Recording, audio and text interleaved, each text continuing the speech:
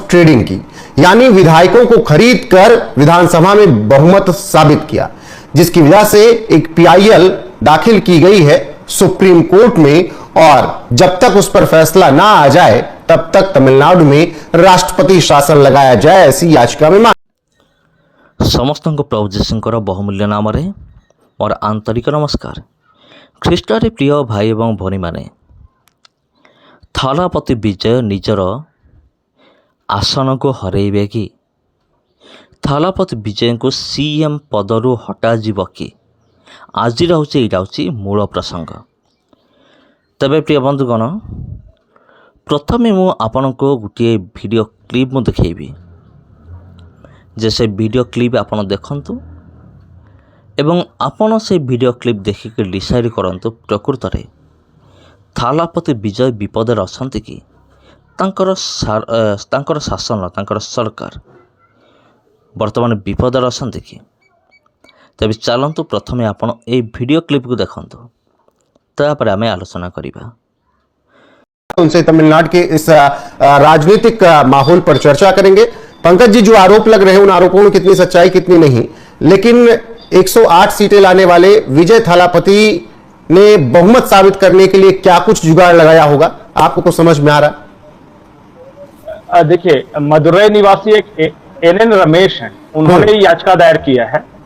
उनका कहना है कि विजय थालापति को बहुमत नहीं था और उनकी याचिका के अनुसार कि सौदेबाजी हुई है और खास करके बहुमत साबित करने के दिन को लेकर उन्होंने कहा कि उसकी एक जांच करा लेनी चाहिए, क्योंकि जिन विधायकों ने समर्थन दिया है एक बार उनके सिर्फ फोन की जांच हो जाए तो बहुत कुछ सामने चला आएगा, ये उनका कहना है। और उन्होंने सीबीआई को इसमें पार्टी बनाया है और साथ ही ये भी कहा है कि जब तक ये जांच पूरी नहीं होती तब तक फिलहाल तमिलनाडु में राष्ट्रपति शासन लगाकर रखिए।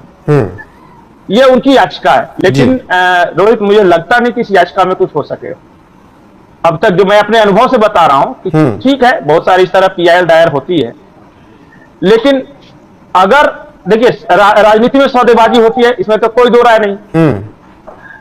जब लोकसभा के अंदर अमर सिंह पर आरोप लगाते हुए फगन सिंह कुलस्ते और वो सब जो नेता नोट की गड्डी लहराए उस पर कुछ नहीं हुआ जो कि सामने था, तो ये तो ऐसी वेग है, कुछ नहीं होगा। और ठीक है, एक खबर के रूप में इसे ले सकते हैं। सबूत कैसे आप बताइए कि क्या खरीद हुई, क्या फरोख्त हुई, क्या ऑफर दिया? और दुनिया में किसको नहीं पता है कि ये आपस में ये लेन देन होता है? किसको नहीं पता है? सवाल ये अगर जी, सवाल ये पंकज जी के 108 विजय के थे, 5 मान लीजिए आगे कांग्रेस के 113, कुल मिलाकर 118 19 हो गए, जो 4-5 पार्टियां इन्होंने मिलाई, वीसी के और तमाम। लेकिन जब आंकड़ा 145 पहुंचा विधानसभा में, तो उसके बाद यह सवाल उठने लगा कि क्या एआईएडीएमके वालों को संपर्क किया गया? तबे ख्रीष्टर प्रिय भाई एवं भौणी माने, आपण मैंने वीडियो क्लिप देखिले एवं आलोचना आपण सुनिले जे देखंतु केमिति वर्तमान भी विरोधी माने थलापति विजय पछरे लगी जाते तांको शासन गादी हटेया पाई। कहीं कारण से जने ख्रीस्टियन मुख्यमंत्री, तेणु से चाहते एक ख्रीस्टियन लोक को आम शासन गादी बसिया को देवा नहीं। कले बड़े कौशले एक ख्रीस्टियन मुख्यमंत्री को आम हटेबा, हटेले जाइकी आमे आमर दुर्नीति को आमे करि परिबा। जे पर्यंत थलापति विजय सिंहासन अछंती माने शासन गादी अछंती, से पर्यंत आमे कौन से रूपे दुर्नीति करि परिबा नहीं। कहीं आपण मैंने देखंतु, थलापति विजय जितेबाला जितिले जितु जितु से निजर काम को स्पीड रे करबा आरंभ करदेले। मद दुकान गुड़िक हटेले, कारण मद दुकान गुड़िक मद पीवा द्वारा परिवार गुड़िक बर्बाद होते। आ बसस्टाण गुड़िक आउ नारी माने सुरक्षित नथिले, कारण मदुआ माने हैरान करुଥିଲେ। आउ जतबेले स्कूल सामने मद दुकान गुड़िक थिला, सेतबेले गोटे पिलामानकर मानसिक उपर गोटे आघात आसुला, जे मद दुकान कहीं मद कौन, मद पीले कौन हुए, मु मद पीले कौन हम, एमती अनेक चिंताधारा आसब। ଫଳରେ ପିଲାର ଭବିଷ୍ୟତ ହିଁ ଖରାପ ହେବ। ତାପରେ ବସ୍ଷ୍ଟାଣ୍ଡ ଗୁଡ଼ିକରେ, ଧାର୍ମିକ ସ୍ଥଳ ଗୁଡ଼ିକରେ ଯେତେ ବି ଥିଲା ମଦ ଦୋକାନ ଗୁଡ଼ିକୁ ହଟାଇ ଦିଆଗଲା। ତେବେ ଏହି ସମସ୍ତ କାମ କରିବା ଦ୍ୱାରା ବିରୋଧୀମାନେ ଆଉ ସେମାନେ ଶାନ୍ତିରେ ନାହାନ୍ତି। ସେମାନଙ୍କୁ ରାତିରେ ଠିକ୍ସେ ନିଦ ବି ହେଉନି। କାରଣ ସେମାନେ ଭାବୁଛନ୍ତି ଯଦି ଥାଲାପତି ବିଜୟ CM ରହିବେ ଆମର ଆଉ ବିଜନେସ୍ ହେବ ନାହିଁ।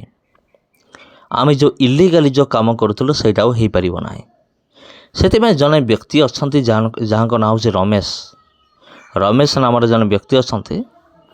ସେ ଥାଲାପତି ବିଜୟଙ୍କ ନାଁରେ ଗୋଟେ କେସ୍ କରିଛନ୍ତି ସୁପ୍ରିମକୋର୍ଟରେ ଯେ ଥାଲାପତି ବିଜୟ ଇଲିଗାଲି ସେ ଜିତିଛନ୍ତି। କାରଣ ତାଙ୍କର 108 ସିଟ୍ ଥିଲା ଆଉ ବାକି ସିଟ୍କୁ ସେ ନିଜ ଦମ୍ ବଳରେ ନୁହେଁ ତାକୁ କିଣିଛନ୍ତି, ମାନେ MLA ମାନଙ୍କୁ।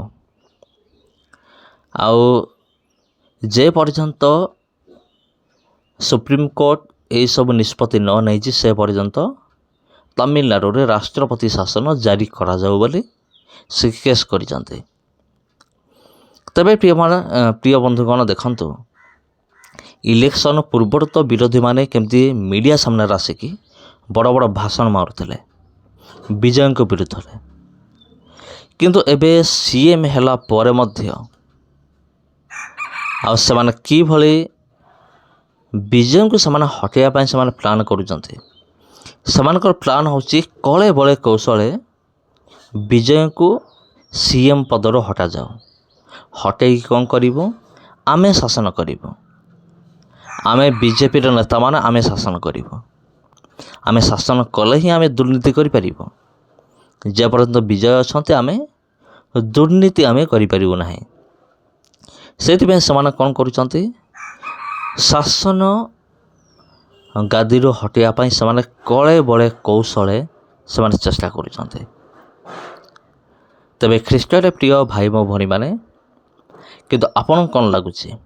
କ'ଣ ଏମାନେ CM ଥାଲାପତି ବିଜୟଙ୍କୁ ଶାସନ ଗାଦିରୁ ହଟାଇ ପାରିବେ?